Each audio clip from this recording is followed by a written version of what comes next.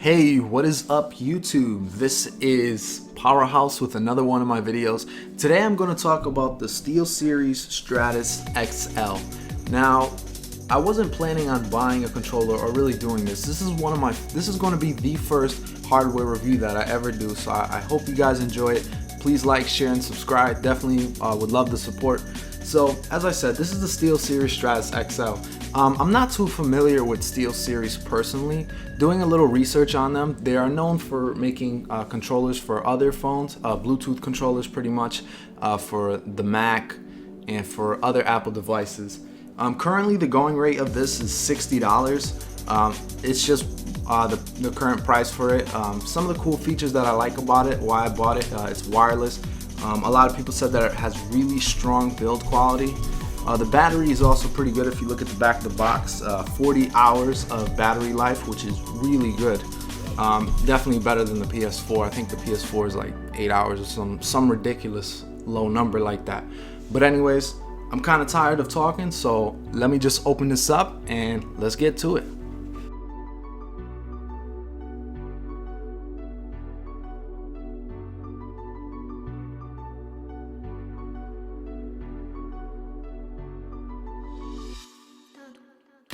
So here's the controller, and it comes with two AA batteries. I definitely would recommend rechargeables. That's definitely the best way to go. Now, this is my first time ever touching a controller. It feels like a 360 controller, Xbox One. So the thing that they try to do with this is put two controllers in one. Take the PS4 and the Xbox One controller and put it in one. It feels really good in my hands, kind of a little small, but it's still pretty good, nothing too bad. The triggers feel good, everything feels good. The buttons are definitely solid. It feels kind of heavy. I mean, I like my controllers to feel a little heavy, have a little weight to them, because it makes it feel durable, so I'm not afraid of dropping it. It's kind of weird though, because my hand naturally rests on the D-pad, which I kind of want to, it makes me, since I'm kind of used to 360 controllers, I think that's where the left analog stick should go, but it feels a little weird, but this is definitely something that I can adjust to in due time. Okay, so this is a Bluetooth controller. So you're gonna need a Bluetooth adapter. As you can see here, I bought mine from Best Buy for about $20. It's really small. All the instructions on how to install it are pretty much in the box. You go to the website, install the updates, and then you should be all set.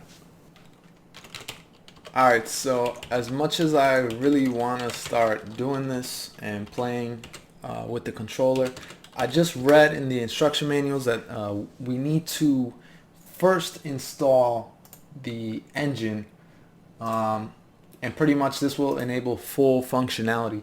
So I'm not that mad. I mean, like, it's just one little teensy bit thing that I have to do, and hopefully from here everything's all set up. Alright, I'm tired of playing around. Let's do this. Now, the controller is advertised as something that's very compatible with the big picture mode. So I said, well, let's just mess around with that and see how it feels. Alright, so navigation is pretty smooth. Everything is all good. Here's my gaming library. Really quick, guys. You guys have 5 seconds to decide which game should I review next. Any of these, pick it.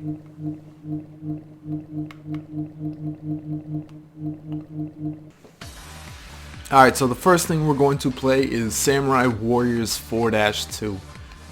This is literally when it stopped working for me.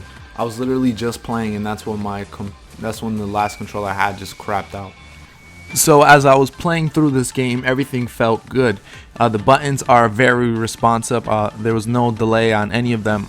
Analog sticks are very accurate as well. Now, this game doesn't really require precision, so it's just a baseline, a starting point, as you can say, of the controller, just to make sure that the controller works and everything works fine.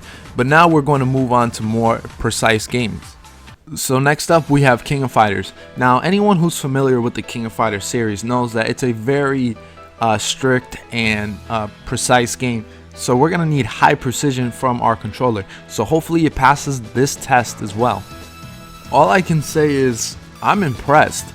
The controller is very accurate. I haven't had much problems pulling off special moves, which is a good thing because the last controller I had, every time I would do a special move, I would have to do it multiple times in order to actually perform the move. But here it's working very well, very smooth, very natural, and moving around the battle, the stage pretty much is smooth. So I really have no complaints. I'm very impressed with this controller. I'm surprised too, because even with the more complex maneuvers, the more complicated special moves, it works pretty smooth and it's very precise. I'm really impressed with the controller. However, I still have one more game I'd like to try out. And here we have it, Guilty Gear XR. It's actually going to be my first time playing with this game, so new game, new controller, new everything. Now Guilty Gear is known as a very air-happy series, similar to BlazBlue, which was also developed by Arc System Works. So I'm going to try out this game, hopefully it works out great. I'm really excited to play this, so let's find out how it performs. This game is pretty damn intense. It requires quick movements just because of how fast-paced everything is. Thankfully everything was sensitive enough where I was able to move around the battlefield with ease. Buttons work fine, so that's not an issue. However, there was one complaint I did have. When I would tap up, just slightly up, I would jump all over the place. I wasn't trying to jump half of the time, but as you can see here, I'm all jumping like consistently. I'm trying to dash forward, but for some reason, if the analog stick slightly goes up, I jump high. However, other than that though, everything has been good, but there's a way to fix it, and I'll get to it right about now.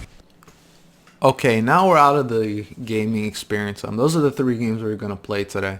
Definitely really good.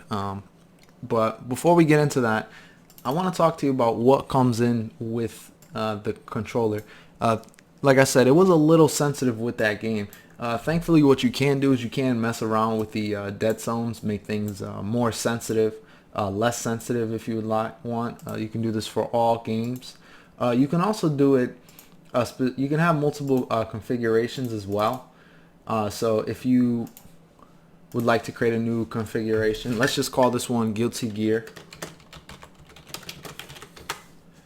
And you can attach what you want with what application. Okay, so as you can see, it auto launches when I play Guilty Gear XR.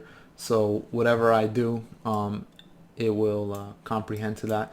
So let's say I want to make it a little less sensitive, increase the dead zone if I want to, which is pretty cool. I know it's not the most in-depth customization when it comes to doing stuff like this. The dead zones of the triggers and stuff like that. You know, where you want the X and Y values to be. I'm not too familiar in terms of customizing a controller, but this is stuff you can do. Just if you want to customize the controller to play a certain way for whatever game. So it's really cool that they were able to put this in the feature into the total pack. So that was the Steel Series Stratus XL. All I gotta say is it's a pretty good controller. It's very tough, very durable. The inputs were great. Definitely everything responded very smoothly. The only game that was a little too sensitive was Guilty Gear XR, but that just might be the game itself, not necessarily the controller.